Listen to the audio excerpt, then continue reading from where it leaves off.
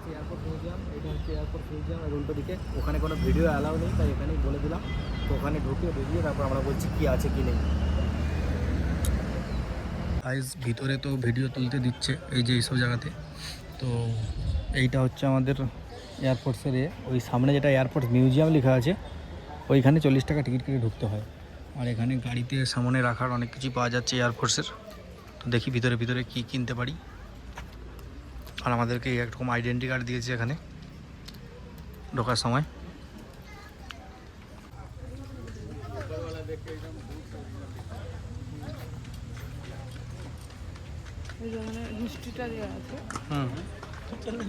MI4 1960 থেকে 1981 পর্যন্ত চলেছে। কি বড় বড় ব্লেড, ড্যামি টাইপের করা আছে। দেখো প্লেন দেওয়া আছে, সব ড্যামি টাইপের করা আছে। উপরেও আছে ছোটো ছোটো প্লেন ওই দিকটাতেও। এখান দিয়ে উঠে যেতে হবে উপরের দিকে। চলো উপরের দিকে উঠে যাই। দেখে তো অ্যাকচুয়াল হেলিকপ্টার প্লেন এইসবই মনে হচ্ছে, অরিজিনালই আছে এগুলো। দেখো এইসব যন্ত্রপাতিগুলোকে দেখে মনে হচ্ছে অরিজিনালই আছে, পুরানো দিনের, খালি একটু অনুন্নত বলে। সব অরিজিনালই আছে, এগুলো হচ্ছে পুরনো অনেক। ডু নট টাচ এখানে লেখাই আছে। অ্যাপাচি হেলিকপ্টার, এইটা ড্যামি, এটা শিওর ড্যামি।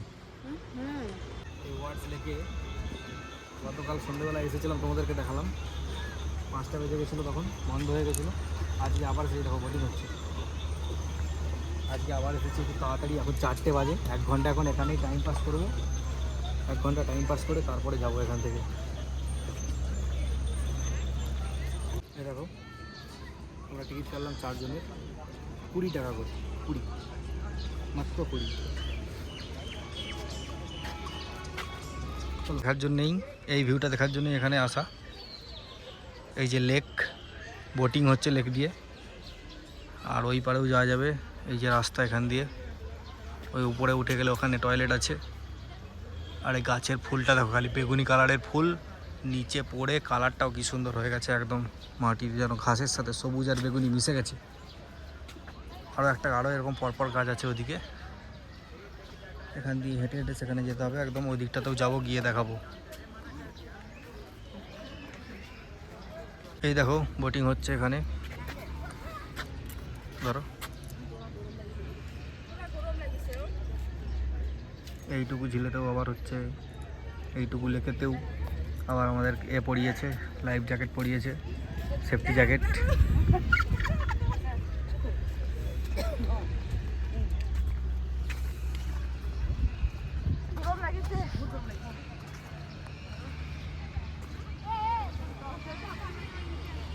জায়গাটা কিন্তু খুব সুন্দর। এই যে এখান দিয়ে নেমে যাবে, ঘাট করা আছে হাত ধোয়ার জন্য, পা ধোয়ার জন্যে, স্নান করার জন্যে, যদিও কেউ করে না এখানে। এই দেখো একদম সামনে চলে এসেছি লেকের।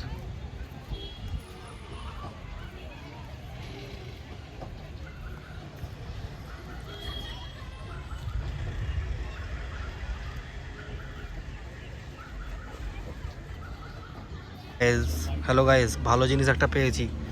রবীন্দ্রনাথ ঠাকুর এখানে 3বার এসেছিলেন, 1919, 1923, 1927। আর এখানে এসেই এখান থেকেই তারপরে লিখেছিলেন শেষের কবিতা। এটা ভালো করে পড়ে নাও, সব বুঝতে পারবে।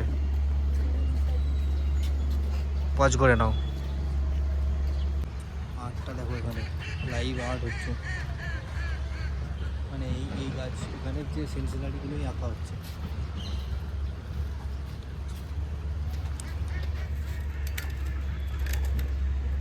আর্টটা ছবি দিলে একটা পোস্ট করবেন।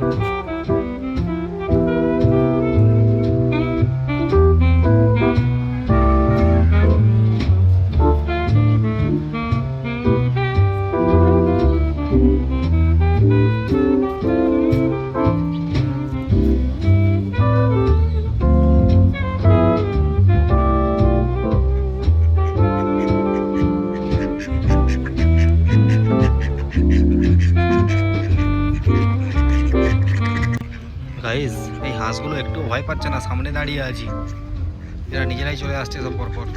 খাচ্ছে ঝুড়ি ভাজার মতো কি সব খেয়ে নিচ্ছে, ঝুড়ি ভাজা না কি এগুলো বুঝতে পারছি না, এদের খাবার না মানুষের খাবার খেয়ে নিচ্ছে কে জানে।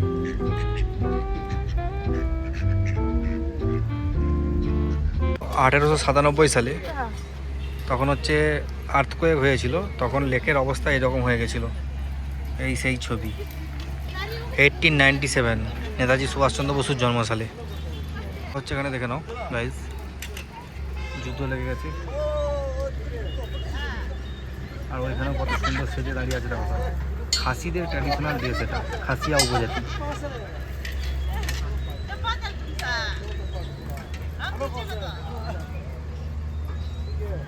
সারাদিন এত ঘুরেছি আর ভালোই লাগছে না। 4টের সময় ঢুকেছিলাম, এখন 5টা 15 বেরিয়ে যাচ্ছে এখান থেকে, সোজা রুমে গিয়ে আবার রেস্ট নেবো।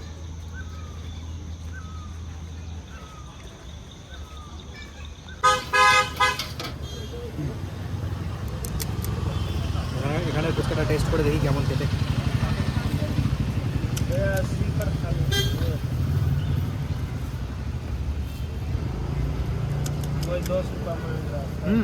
আমরা মিষ্টি কিনতে এসেছি শিলংয়ে।